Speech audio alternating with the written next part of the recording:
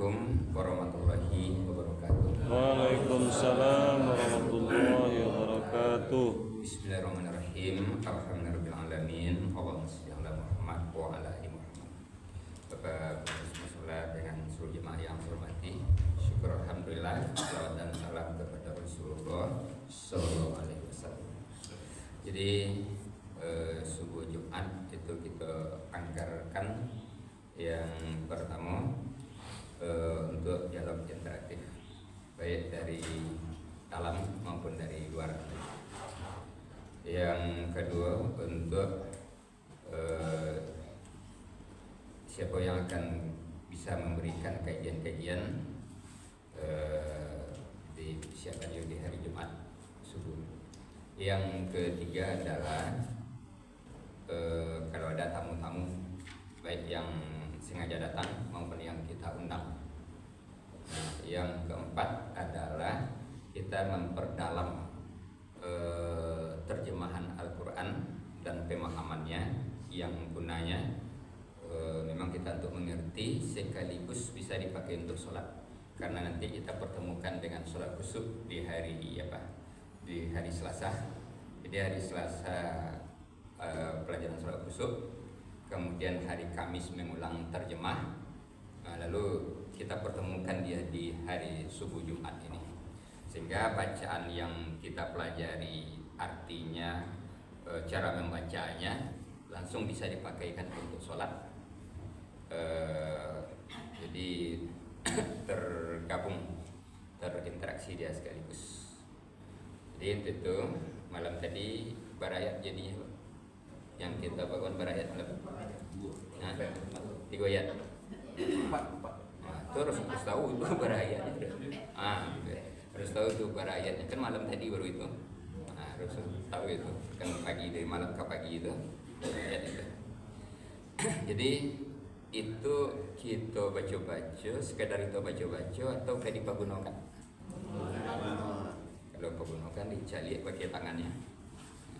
Tidak percaya je dah buang bak kalau nak nampak dari pasirnya.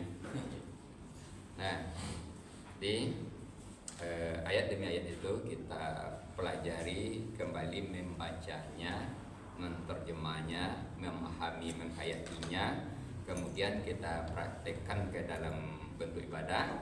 Sudah itu dipraktekkan di luar sholat. Nah, kini kita ulang melihat dari Alif Lam Mim itu.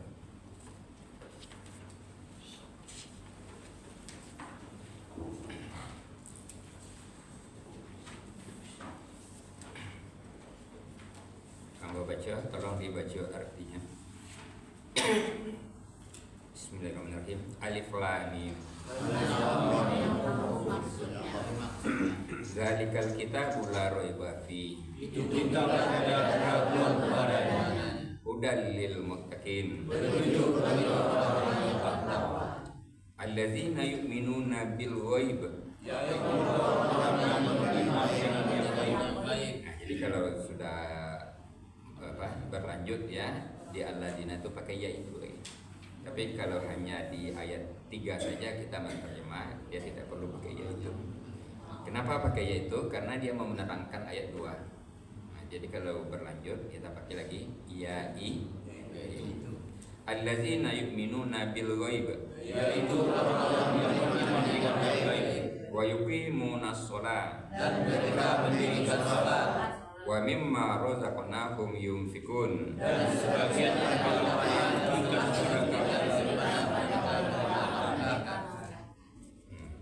Walladzina yu'minun bima unzila ilaik wa ma unzila min qablik dan apa yang diturunkan dari sebelum wa bil akhirati hum yuqinun. dan dengan Sampai situ pertama. Sampai situ. Jadi berayat itu itu kenalnya, nomor ayatnya, berayatnya. Nah, itu artinya kan. Sekarang Alif Lam Mim itu apa artinya Pak Tangga? Allah yang Kenapa Kenapa demikian? Ini bukan satu kata yang biasa ditemukan di dalam bahasa Arab, bukan satu kata, tapi semacam huruf potongan, huruf potong-potong, semacam huruf singkatan dan semacam lain.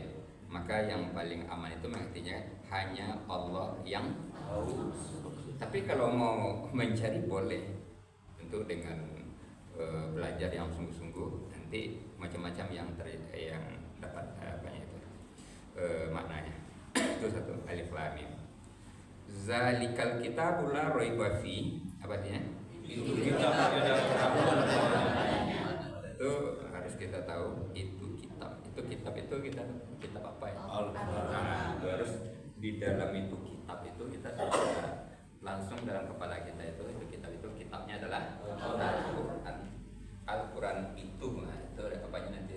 Al-Quran itu tidak ada keraguan di dalamnya. Di dalam Quran itu tidak ada keraguan, tidak ada pertentangan, tidak ada perselisihan di dalam Al-Quran. Cuma awak umatnya ada ndak ragu-ragu? Ada ndak nambah selisih? Ada ndak nambah tentangan? Nah, berarti apa sebabnya? Nah, karena memahami Al-Quran itu indah holistik, indah menyeluruh, itu sebabnya. Nah, jadi paham aku kita ragu-ragu pada halnya sama, pada hal datang dari Tuhan yang sama. Jangankan itu ketika orang mencelik gajah saja, dalam kajiannya itu orang buta mengenal gajah, orang buta mengenal gajah. Nan surang, nyorot datangnya ke dekat gajah itu, tapagang di nyok kaki gajah. Lalu nyo ambil kesimpulan gajah itu boleh kadang serupa batang karam. Itu nanya simpulkan karena nanti takutnya surang lain tak takut dia telingonya. Apa kesimpulannya dia? Berkakut kawan. Apa kesimpulannya? Gajah itu lawe tipis serupa biru. Itu nanti boleh juga kesimpulan nanti Lawe biru. Gajah itu lawe tipis serupa biru. Nan surang nan buto surang lain takaku iku gajah lain lo kesimpulannya gajah tuh boleh panjang itu serupa ular. Itu model itunya itu menerangkan itu pakai tamsilannya pakai itu 3 orang buto yang pergi ke kebun gajah. Lalu dia lain-lain dan takakuk dia makanya punya kesimpulan yang berlainan. Bisa ndak orang kok kalau bertamu bertangkar? Bisa takkan itu. Jangan awak umat Islam kok serupa itu pun. Jangan awak umat Islam kok serupa itu pun. Nanti itu mengajak baca mengenal Al-Quran itu secara menyeluruh, secara apa, sehingga satu dengan yang lain itu dapat tangga. Nah, ini batang itu kan bersuah itu, acuk bersuah di tengah umat Islam itu. Nah, nan surang dari ketek baca doa kita adalah wajah itu. Nah, nan surang lain dari ketek membacanya Allah Mahaid. Iya. Itu doa kita itu ada 9 sebetulnya. 9 macam itu. Nah, 2 kau saja dulu. Suatu saat bertamu ya. Nan kecik membaca wajah itu. Tadang adinya orang baca loma bahin. Nyusalahkan orang baca loma bahin. Karena nan kenal doa kita itu wajah itu. Nan surang lain nyo mengenal doa kita itu Allah mabahin nyusalahkan ya wajah itu. Nan bedonya kan inya biasa baca wajah tu tiba seorang ustaz gadang nyotarangkan Allah mabait. Aku dak sesuai saya wae. Dak sesuai saya wae. Tu ustaz dak sesuai wae. Bagaimana begitu? Biasa wajah tu. Aku Allah mabait merubah-rubah agama ustaz gitu. berubah agama saku. Ada sapu jawab ko. Itu sudah itu babarantian Ustaz. Babarantian. Pada hal itu tuh Nabi itu membaca doa-doa itu sado, dan Nabi itu hafal. Nabi itu karena banyak perbendaharaan doanya, Rasul itu nyoba ganti-gantian bacanya. Jadi kasadonya itu dibaca deh Nabi. Nyoba ganti-gantian ketika sholat iku yang dibaca, ketika sholat itu iku yang dibaca, ketika sholat itu iku yang dibaca. Nyoba ganti-gantian deh Rasul. Dia awal dia itu saja yang dapat, apapun sholatnya itu saja doa iftitahnya. Itu saja itu saja doa iftitahnya. Karena wajah itu jatuh tapi kan sholat wajib kah, sholat sunat kah, sholat malam kah, sholat apa kah, wajah itu tapi. Nah, dia Rasul dia banyak doanya tapi dia bagian tiga. Dia awak nanti bagian tiga itu cuma mungkin kain sarung, karena itu lebih banyak kan. Mungkin aku lah dipakai kau pulang umroh batang kau. Mungkin aku dia waktu apa kau. Kan itu yang dipakai gantian.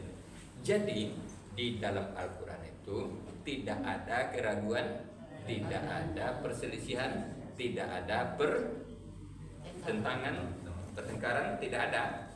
Cuma bahwa umatnya bertentangan, bahwa umatnya berselisih, itu disebabkan karena memahami Islam, memahami Quran itu tidak menyeluruh. Nah, itu hati-hati dari alam tertutup kepada alam terbuka. Nah, dulu kita alam tertutup di Indonesia kok hampir satu saja mazhab Syafi'i. Bismillahnya bajaharkan, kemudian itu kemudian pakai kunun kan begitu tuh. Jadi hampir sama aku seragam sedunya. Akhirnya alamlah terbuka. Apa yang dilakukan di orang di Afrika nyodak balipek tangan dan sementara balipek tangan. Nyola lapis tangan. Apa sudah ndak orang-orang yang lapis tangannya di Makkah itu? Ada kan? Nan salamu ko kita sholat at-tahiyat. Tunjuk itu tiba di asyhadu alla ilaha nanya kata seketik kan. Kini basuh awak di kiri kanan awak labik tu bitu sendiri.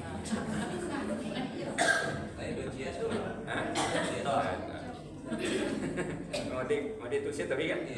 Itu kalau ndak apa justru itu nama pikiran. Itu kan cari tu dalam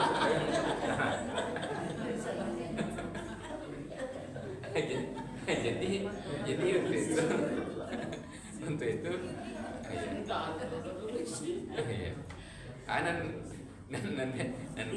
nan bedonya ibu-ibu itu kan di dalam kain tuh nggak kain itu ada kucing lagi simpan kucing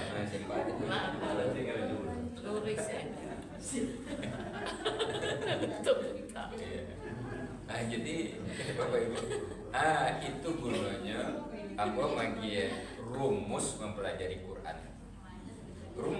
Apa rumusnya? Perbaikilah bacaannya, belajar jangan mendangah jangan cukup saja mendangah.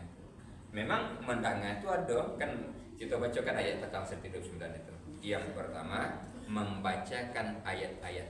Membacakan itu kan yang lawan bicara kan mendengar itu. Nah, mendengar itu yang dalam apa itu dua. Yang pertama ceramah, yang kedua khutbah. Itu tuh membacakan itu. Tapi belajar tidak bisa di situ. Tidak bisa di situ belajar. Cuma situ mendangah. Mendangah itu berapa persen yang bisa dapat. Tidak bisa hanya memperbaiki keterampilan membaca, menterjemah, tidak bisa. Nah, itu ya. Jadi kita persentase untuk mendengar itu ada. Itu yang mendengar itu adalah ceramah dan khutbah. Nah, di khutbah itu tidak boleh catat, tidak boleh nulis. Ambil pena dia pun di khutbah itu tidak, itu hanya mendengar itu saja. Bahkan kalau ada orang mota di samping kiri kanan awak, boleh awak tegur? Tidak boleh. Kalau awak tegur orang tu, batal. Sholat awak nan dosa di mana ke orang tuh. Waduh, orang tuh mebo kan. Nah, di saat itu apa? Di saat itu yang berwenang negurnya adalah khatib. Nah, jadi khatib itu berwenang negurnya itu. Makanya kalau ada nama mebo dalam khutbah itu bos selesai sekali itu. Kadang dia pengurusnya bos selesai dalam apa itu. Ada yang mendoa. Nah, Yang kafe Nhưng mà có một tờ đó phải sao? nah itu kita apakan ya. Pernah itu khutbah di Rayo itu beberapa kali membawakan khutbah di Rayo. Jadi sedang khutbah. Nah, rupa pengurus bajadi metong piti dia kok. Mira gitu. Awak dilatanya agak kempus gitu. Nyawa jadi metong piti dia kok itu.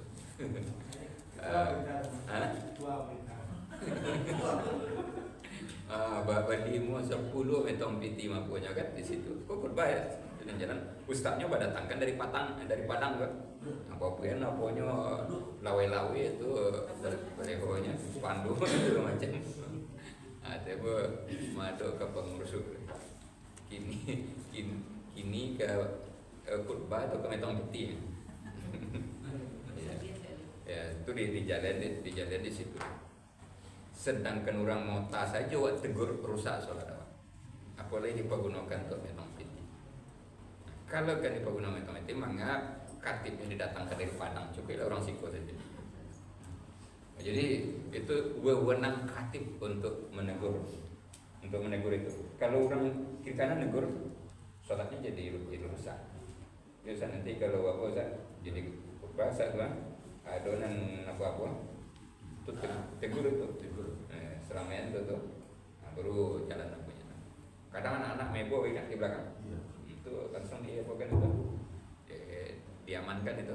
Nah, khatib itu yang mengamankan. Tidak diundang di Sweden. Apa tuh khatibnya? Nah, kadang khatibnya penjama kamu dia itu kalau banyak apa kepada ribu apa kemudian itu. Nah, jadi Al-Quran itu tidak ada keraguan di dalamnya. Tidak ada pertentangan, tidak ada perselisihan. Nan berselisih itu siapa? Umatnya. Apa maksudnya berselisih? Beda-beda pemahaman. Yang pertama, cara memahaminya tidak holistik, tidak menyeluruh, tidak komprehensif. Itu sebabnya. Nah, jadi makanya kamu damai saja. Ada orang tuh nyejaharkan bismillah, siap saja di situ. Ada orang yang nyusirkan, siap saja. Ada yang baca kunut, siap saja. Tidak ada yang protes. Ada yang tidak baca kunut, tidak ada masalah. Kenapa? Masing-masing itu dasarnya itu ada. Nah, Rasul melakukan kesemuanya itu. Lalu Al-Quran itu hudan lil muttaqin, petunjuk bagi orang yang bertakwa. Kita bertakwa atau tidak, salah satu alat ukurnya kan diperintahkan puasa Ramadan tuh. Ya ayyuhalladzina amanu kutiba alaikumusiyam kama kutiba alladzina min ujungnya qablikum la'allakum tattaqun. mudah-mudahan kamu jadi orang takwa. Jadi apa indah awak bertakwa, jadi apa indah itu tuh bertakwa di puasa Ramadan itu diukur. Dia jadikan Quran petunjuk dalam kehidupan apa indah. Menjadikan tak Quran itu petunjuk dalam kehidupan atau indah. Kalau menjadikan Quran itu petunjuk dalam kehidupan, dia bertakwa. Kalau indah takwa. Semakin banyak ayat itu yang dijadikan petunjuk di dalam kehidupan, semakin tinggi takwanya itu. Semakin seketek ini mengambil Quran sebagai pedoman, semakin ketek takwanya. Walaupun puasanya Ramadan itu 1 tahun, walaupun sampai ke Makkah bagiannya di puasa, di Makkah puasa umroh sekali, tapi indahnya jadikan Quran itu sebagai petunjuk, inya tetap di la'allakum tattaqun. Nah, apa artinya la'allakum tattaqun? Kalau mudah-mudahan lah takwa itu. Kalau lah takwa itu tidak mudah-mudahannya. Itulah mudah-mudahannya dihilangkan. Itu apa? Nah, untuk itu takwa itu berpedoman pada Quran. Itu Qurannya dalam apa saja? Dalam makan, dalam minum, dalam berpakaian, dalam bermusyawarah, di dalam pemilu, di dalam segala sesuatu itu harus berpedoman kepada Al-Quran. Dulu kan ambo contohkan itu. Makan saja ternyata kita yang acok-acok puasa kok dilihat dari sudut makan kita ternyata dan begitu bertakwa gitu lah. Nah, itu diceli dari makan baru kita nana puasa-puasa Ramadan apa segala macam termasuk satu-satu ternyata alun tentu bertakwa. Bagaimana begitu? Ayat-ayat tentang makan itu kan ada dalam Quran ayat tentang makan itu. Kan ada itu. Salah satu di antaranya ayat itu. Kulu wasrobu wala tusrifu. Makanlah kamu dan minumlah kamu. Tapi jangan berlebihan. Makanlah kamu, minumlah kamu, tapi jangan berlebihan. Di awal kadang-kadang kan makan kalaulah selapa-lapanya. Berarti kalaulah Kenyang-kenyang. penyakit tidak kedua tuh. Oke. Kalaulah selapa-lapanya baru makan. Sakit apa itu? Sakit. Kalaulah sekanyang-kanyangnya baru berhenti. Sengih. Jadi ambo apa kan? Ambo lah baca Quran, ambo lah ustaz ngaji kan kamari segala macam. Tapi di bidang makan ternyata ambo belum takwa. Bagaimana begitu? Acok terlambat makan. Acok apa? Akibatnya apa? Akibatnya kini ya maaf sakit mah. Jadi dari dulu itu memang tidak takwa walaupun puasa Ramadannya terima Nabi segala macam ceramah Ramadan, tetapi ternyata di bidang makan saja alun takwa. Nampak apa gitu. Jadi itu sebabnya yang kita rasakan gini, karena makan kita itu tidak bertakwa dari ketek, Nah, umur 20 tidak bah, umur 30 tidak bah, umur 40 tidak bah, umur 50 mulai terasa. Kaki lah bangka, lutut lah sambo, duduk mana yudai. Itu dibawa ke dokter, diperiksa di dokter, di center-centernya nak lidah, disuruh ambil angok panjang. Nah, keceknya kurangi makanan berminyak. Ada dokter siap itu.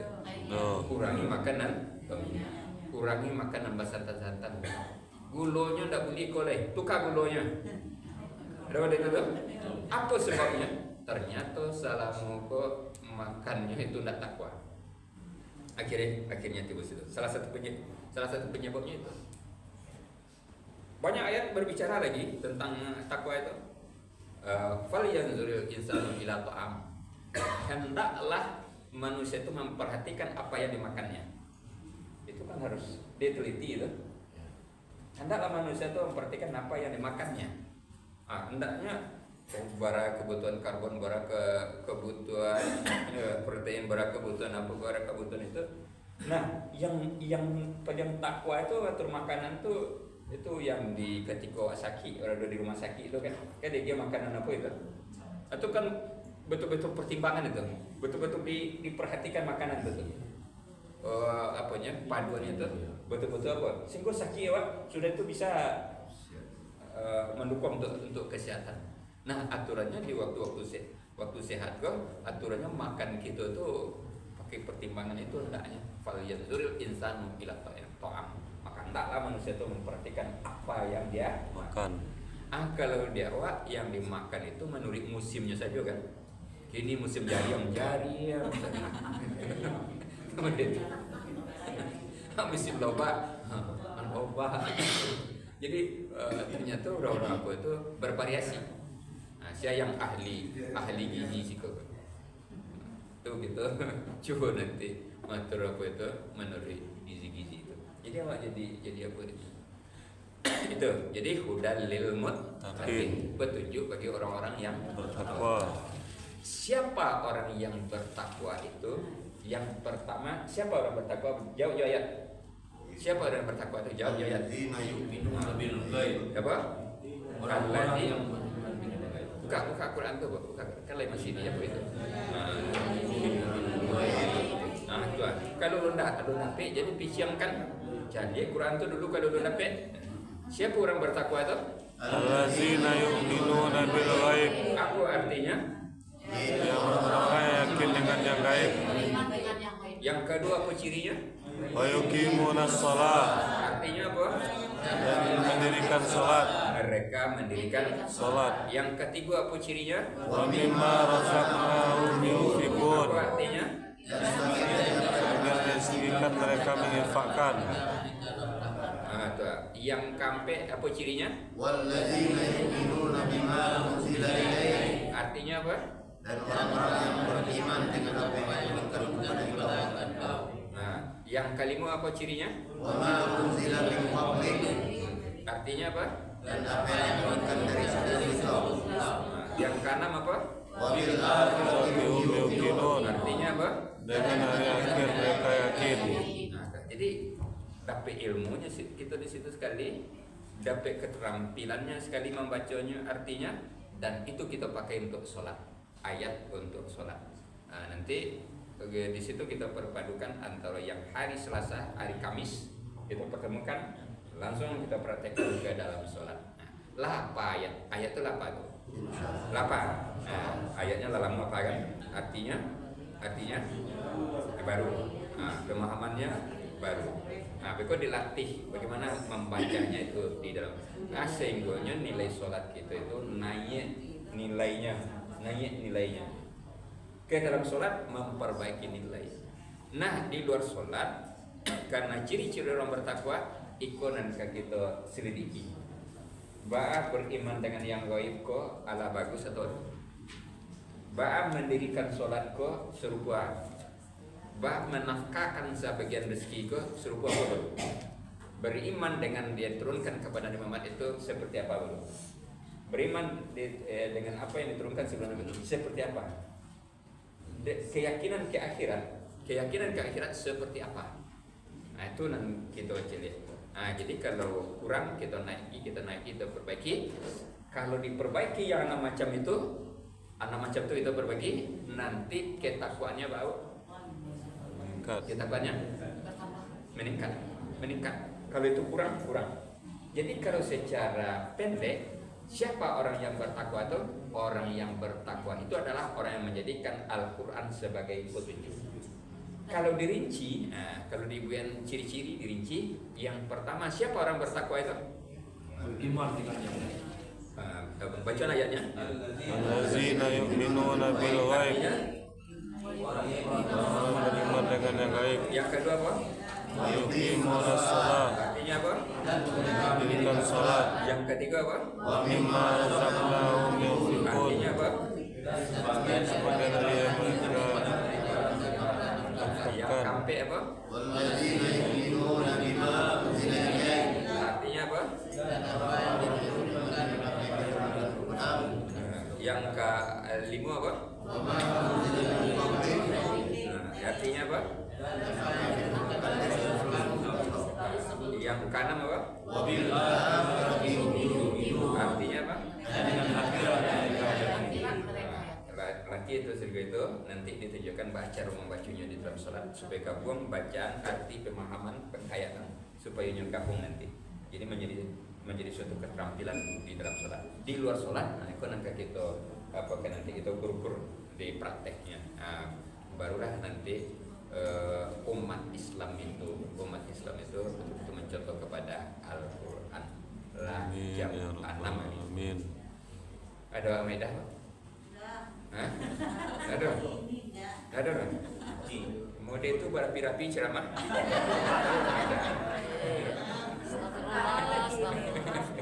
Bila Pak, kita siap anu Maidah, siap juga. Ada. Harus siap itu. Ayo.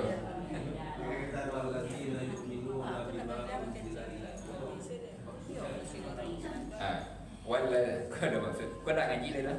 Ngaji lah sudah tadi sampai jam 6. Yang pulang dia dah ada Maidah, dia pulang. Yang kau ada pertanyaan, tapi kau dah ngaji dah? Ngaji lah sudah ya? Kan artinya apa itu? Artinya? dan orang-orang yang beriman dengan apa yang telah diturunkan kepada engkau. Enggak pada engkau, kepadamu. Nah, kamu pahami dulu, kamu itu siapa? Nabi Muhammad. Apa yang diturunkan ke Nabi Muhammad? Al-Quran. Nah, potong di situ. Dan orang-orang yang beriman dengan Al-Quran, lebih bisa diartikan itu. Dan orang-orang yang beriman dengan Quran. Kemudian wama unzila min qablik, Nah, artinya? apa yang diturunkan dari engkau. Engkau di situ siapa? Nabi Muhammad. Nabi Muhammad. Apa yang diturunkan sebelum Nabi Muhammad? Taurat, Injil, Zabur, Suhuf. Kalau nabi-nabi yang lain kan suhuf itu, yang kitab kan cuma ampeknya. Yang Nabi 25 banyaknya, Rasul. Yang lain itu suhuf. Beriman kepada kitab yang sebelum Quran dan suhuf. Beriman ke situ. Itulah kita tunjukkan, Pak, sama enggak cara beriman ke Quran dengan beriman ke Injil? Sama enggak? Nah, beriman kepada Quran sudah kita bahkan rumusnya. 6 sehat, 7 sempurna. Itu cara beriman kepada Quran.